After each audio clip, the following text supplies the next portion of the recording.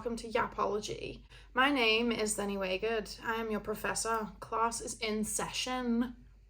Thank you for joining me today. Now, this is the first video I've made of this kind, and I know it's nothing groundbreaking. It is a YouTube video. However, it's the first one that I've made for you guys, so you're welcome in advance, actually. Just to let you know, this is for you. Be grateful. I have the people's interests at heart. I'm starting with a check-in. I'm gonna do this every time, I think. Maybe I won't, but who cares? There's no rules. So we're doing an audio check-in and a visual check-in. Audio meaning, obviously, something audible that I have been listening to, be it perhaps an audiobook, music, a sound that's really been tickling my pickle recently. And then visual, obviously something I've been looking, or a piece of media that I have been consuming visually. Visual is this book. It's by Tasmina Perry and it is called Original Sin. And the only way that I can describe it is if you made Gossip Girl into an R-rated book, because this book was really fucking good. It was so good, and I just needed to tell someone about it. I told my mom, but that didn't feel very appropriate. If you're over the age of 18, read this fucking book. Based in New York, the lives of Manhattan's elite. This is the stuff that we want more of. We, that's not French. We want more of that. I bought this for £1 at a Tesco book swap. You're welcome. The critics called these types of books blockbusters, and I can see fucking why. It makes sense, and I understand. I get it. I get it. Iconic McBling Friday evening. Do you know what I am gonna talk about? Spotify does this thing called a day list, where it, depending on the time of day and what day it is, takes analytics or whatever. I don't know if this is fucking AI or whatever, but I hope it's not. I hope it's an actual person is behind it and not a fucking computer like everything else these days. I'm so afraid of that. I'll get to that in a minute. The day list thing on Spotify, this is currently, it's a Friday evening, mind you. Iconic McBling Friday evening. Maybe it is a robot, because I can't think of a human being putting that string of fucking words together ever. What do you mean, Iconic McBling Friday evening? But the ones that I get on my little walk into work, and I love it. And it's, do you know, I, at the age of 20, have discovered Cage the Elephant. Sorry about it. I know that this is late and I should have been listening to them for a while, but I haven't. Cry about it. Maybe go argue with the wall. Not me. I was a late bloomer. And you can't blame me for that, can you? No. On to my fear of computers taking over. But see, the concept of AI, I don't think it's a good idea. You know? Why are we humans creating something? Humans made it, right? I think. I'm pretty sure they did, but do you know, I don't actually have any factual evidence that they did, but I'm pretty sure humans made this. Why on earth would you make the thing that's eventually going to destroy us? Why? Who was I wish I could have something that could answer any question, could fake empathy. Why would you do this? Why? And speaking of empathy, actually, what a fucking brilliant segue. I feel such an overwhelming amount of empathy towards pigeons.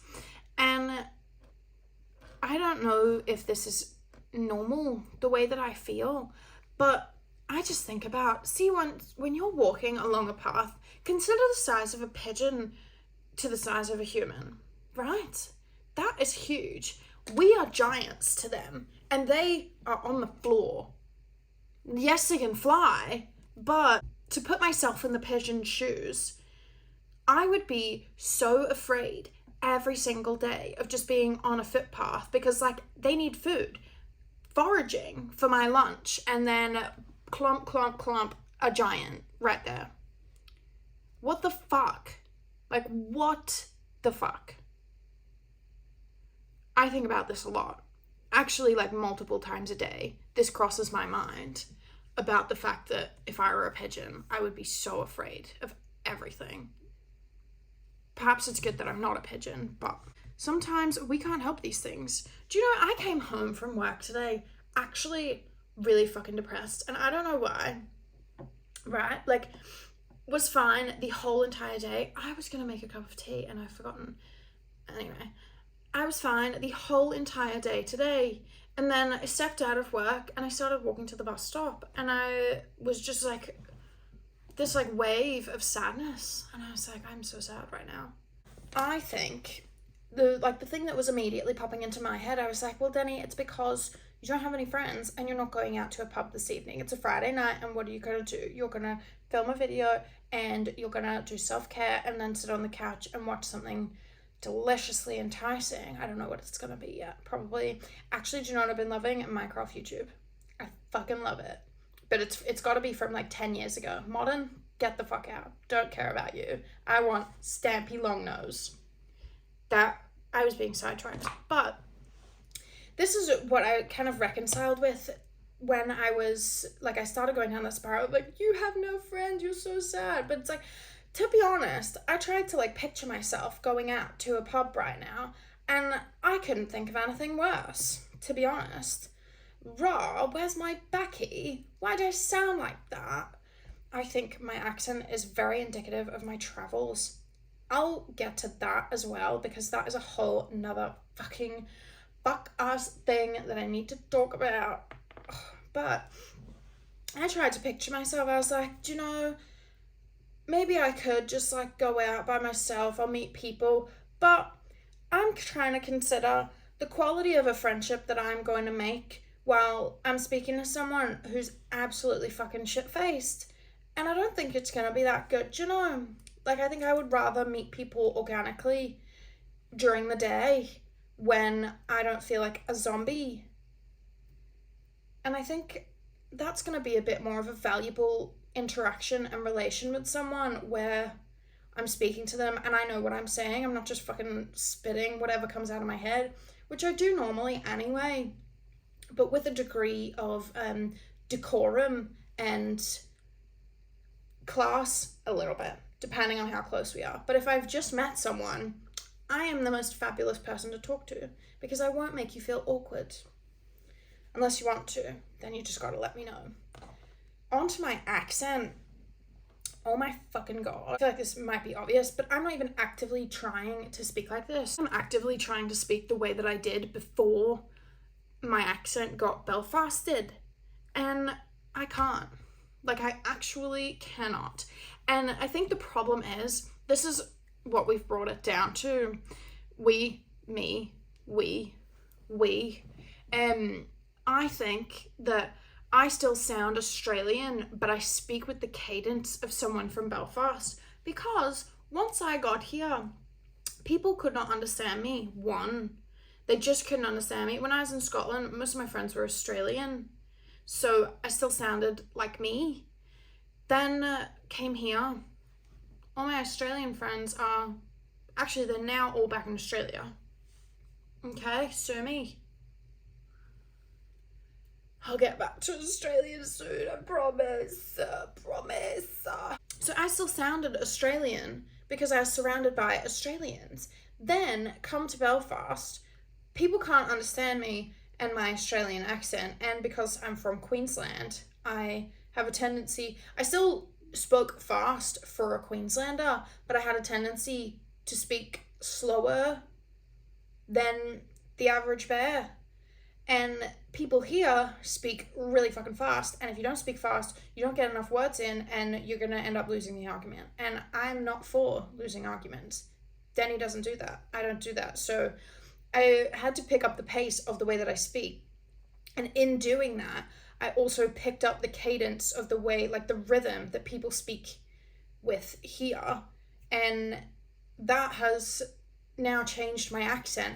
And there's still some stuff that sounds fucking English, and I don't even know where the fuck that's come from. Like, half my family's English, but my mum, she lost her accent when she was like 11.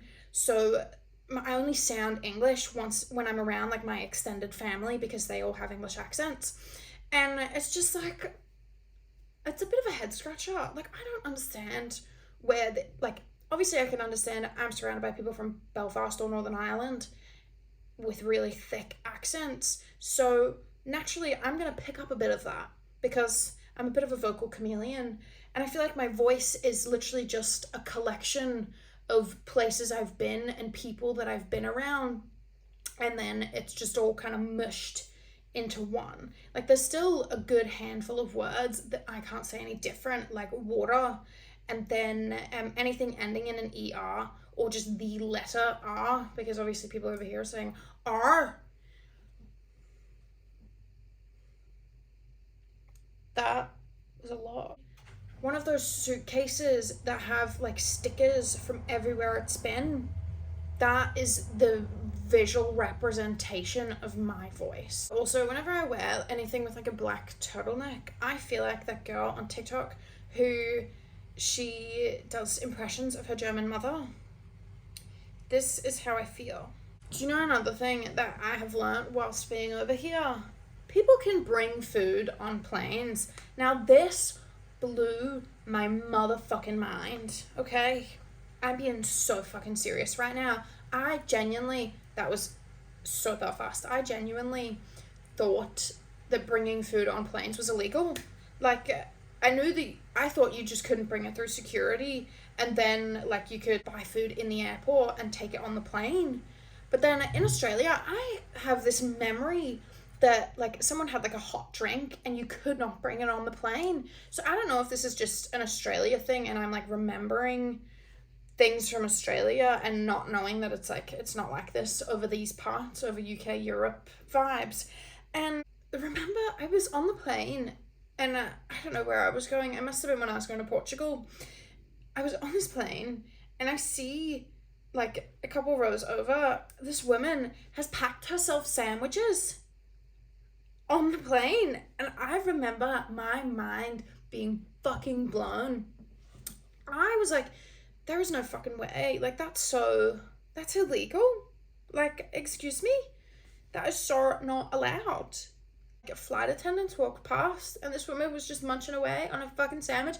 Mind you, it was tuna mayo. Tuna? It was tuna mayo. And I was just like, you scum. You are bringing fish onto a plane, you're in an enclosed space with a bunch of people and you're bringing smelly fish onto a plane. That is so awesome and such a great idea. I'm so glad that you took into consideration everyone else's fucking feelings before you did that. Thank you so much. She brought fucking sandwiches and cherry tomatoes onto the plane. Basically, I was just like, look, lady, you're going on holiday to fucking Portugal. Like, maybe splurge a little bit. Go get a Subway. I need to cool down, actually. I remember just being so full of like confusion and rage at the fact that this woman had brought her own sandwiches. What the fuck? That's my sentiment. My exact sentiment is, what the fuck? With a little love heart at the end. What's up? This is Kim Petras, and I fucked your boyfriend. Whoop! Guys, I tried to use them Tanologist drops again. It's better, but it's still not as fucking good. It's like still quite streaky. Are you supposed to? I can literally just Google a tutorial. I could go on YouTube and type in how to use Tanologist face and body drops, but will I do it? No, because I like to struggle things out and figure out my method, which is then inherently recognized as the correct way by everyone nationally. Right, that is all for this episode of Yappology. Thank you for joining me on this magical, brilliant, delicious journey. I will see you next week. Thank you for watching.